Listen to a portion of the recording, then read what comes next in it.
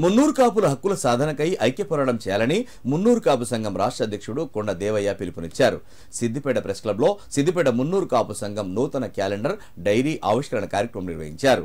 ఈ కార్యక్రమంలో మున్నూరు కాపు సంఘం రాష్ట్ర అధ్యక్షుడు దేవయ్య, నాయకులు పాలసాయిరాం ముఖ్య అతిథిగా పాల్గొని క్యాలెండర్ డైరీ ఆవిష్కరించారు.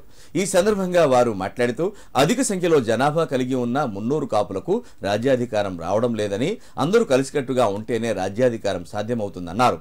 మున్నూరు కాపులందరినీ ఐక్యం చేసేందుకు గ్రామ గ్రామాన తిరిగి బలోపేతం చేస్తున్నామని తెలిపారు.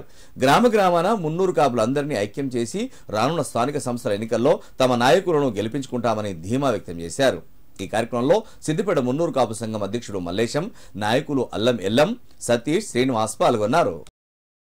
ఈ తెలంగాణ రాష్ట్రంలో సుమారు 60 లక్షల మంది మున్నూరు కాపులు ఉన్నాము.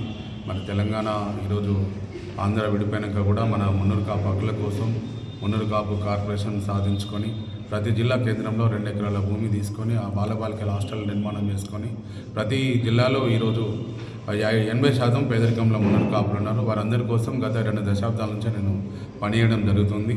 మరి దానిలో భాగంగా ఈరోజు ఒకటే ఈ సిద్దిపేట జిల్లా పక్షాన నేను ఇక్కడ తెలియజేసేది, మరి ఈ తెలంగాణ రాష్ట్రంలో మనం ఇంత సంఖ్య ఉండి కూడా రాజ్యాధికారంలో ఈరోజు తక్కువ మంది ఈరోజు అసెంబ్లీలో ఉన్నాము, పార్లమెంట్లో ఉన్నాము.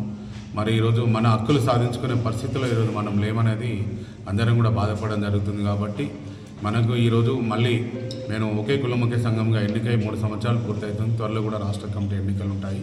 దాని ముందు కూడా జిల్లా కమిటీ ఎన్నికలు కూడా అన్ని జిల్లాల్లో పూర్తి చేసి రాబోయే కాలంలో వచ్చే స్థానిక ఎన్నికల్లో మున్నూరు కాపులందరినీ ఎక్కువ సంఖ్యలో గెలిపించి రాబోయే మళ్ళీ 4 సంవత్సరాల్లో కూడా అసెంబ్లీ పార్లమెంట్ ఎన్నికల్లో మున్నూరు కాపులను సంఖ్యాపరంగా ముందుకు తీసుకెళ్లడం కోసం ప్రయత్నం చేస్తున్నాను.